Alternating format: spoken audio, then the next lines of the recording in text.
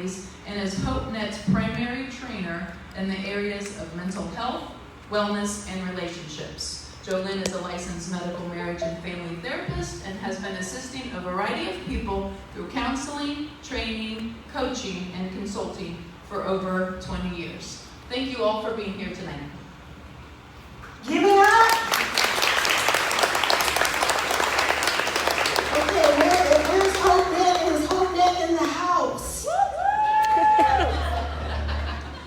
Okay, you may be fired tomorrow if you don't give it up.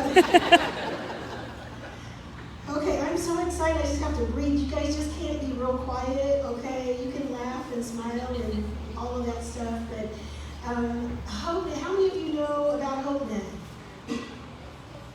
Tell the truth. HopeNet is a faith-based nonprofit organization that is sitting in the heart of the city, and we offer coaching and counseling and training. And for the past 30 years, somebody say 30! 30!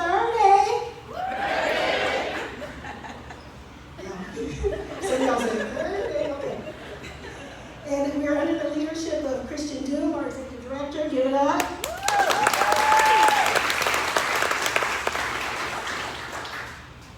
Before I announce the panel, you got little cards on the Q&A, so if you have questions or whatever, just feel free to jot a question down for when we get to the Q&A section. And then Miss Jamie's going to pick those up from me. Miss Jamie Dora, where are you at? There she is, right there. Hey, Jamie. She just got from vacation. She's rested. Also, there should be a You Are Not Alone card, so just make sure that you got one of these. And so on the back it just talks about our services and also some helpful resources. But if you do the QR code, there's a story, it's Jen's story, so be sure that you listen to that too. So take that, but you can have one of those. So for our panel, on the end, she's looking excited. Dr. Shannon Boggs in the house from Ascension via Christie St. Joe. She's the ER psychiatrist. She's also been you want to tell your story? I can tell. She's a former athletic trainer in the inner city in Connecticut. Okay, I kind of got that. And then you got Shy Slaughter next to her. She's with Via Christie, behavioral health social work manager. And then we got Miss Perry Malzahn. She was one of our therapists at HopeNet, and we just brought her on as our professional clinical consultant. So she's in the house today. And then also Cole, give it up for Cole. Cole actually works at N Pickle, and when Kim was talking about a special young man, she was talking about Cole. So we'll come back to him. And then we have, oh no, why did y'all put him by me? Dr. Mark Potter, Coach Mark Potter. I've been calling you doctor all day. Isn't that crazy? So that is our panel for today. And so we're going to start out, and we're going to start with Cole's story. So we're going to give the mic to Cole. Clap for him so we'll be encouraged. Thank you. Can everybody hear me out there? Yeah. So starting off for me, childhood was pretty normal, honestly. Grew up playing a bunch of sports. The only significant thing, my biological father left when I was at a young age. But I was always surrounded by family. I was always out having fun. And football and sports was what I identified with. And growing up and going to high school, it continued that same way. I didn't have much interest in like school or other things. I really enjoyed athletics.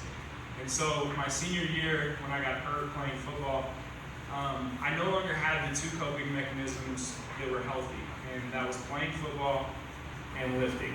And so when that hit, I got my first taste of depression and anxiety. I didn't really understand what it was at the time, and I wouldn't really understand until probably years later.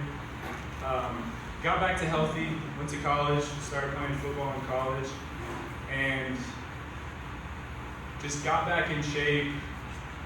I was enjoying life again, I guess, and that was so fun for me. And I ended up getting hurt again in college, and that's when I really took another toll down, and depression and anxiety hit again. I basically started isolating, started drinking, and just not doing things that were healthy. Started sleeping, skipping class, and so I decided to quit at the end of the season. And after I quit, I went back home, I would work a job, and then I decided to go back and play football, only to quit again. And then I decided the military was the next best thing. Basically, you'll see a trend that I was deciding that this next thing was going to be the right thing to fix it. That if I just got to the next thing and did it, that all my problems would be solved and I would be able to push past it. And so I went in the military with nothing fixed at all. And when I got there, I went through basic, and then I got to tech school. And in tech school, I was miserable again. And so basically, it ended up same cycle. I was drinking, I was isolating, I was skipping work, I was skipping school. And so Sergeant basically made me go to mental health. And that was my first kind of time of being open up to the mental health world. And when I went, the therapist basically told me, hey, you have two options. You can stay in and work on this, or you can get out and work on it on your own. Obviously, I chose to get out because the next best thing was going to be what fixed it for me. Then I started working at Chicken and Pickle, and about a year after working in Chicken and Pickle, I had attempted suicide. And I had attempted suicide many times before this. This one was different for some reason. I kind of knew this one was going to be the end, and this was going to be it. I was drunk. I came home one night. I had cut myself on my arms, and I had a bunch of pills laid out on the counter, and I was getting ready to take them. And for whatever reason, something told my mom to come downstairs that night. And so my mom came downstairs, saw the pills, saw my arm, and that really started the journey of getting better for me. So I went to my first psych ward then, and I went for about a week, and I lasted about 3 months after of doing better. And then I went to another one for another week, and I lasted